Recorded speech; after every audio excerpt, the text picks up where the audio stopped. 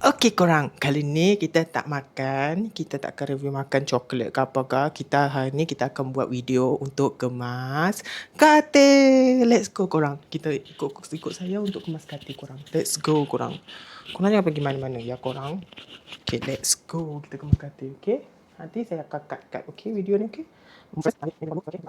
Okay, first, kita ada ruang. Okay, nanti ikut ruang. Saya akan okay. Ni,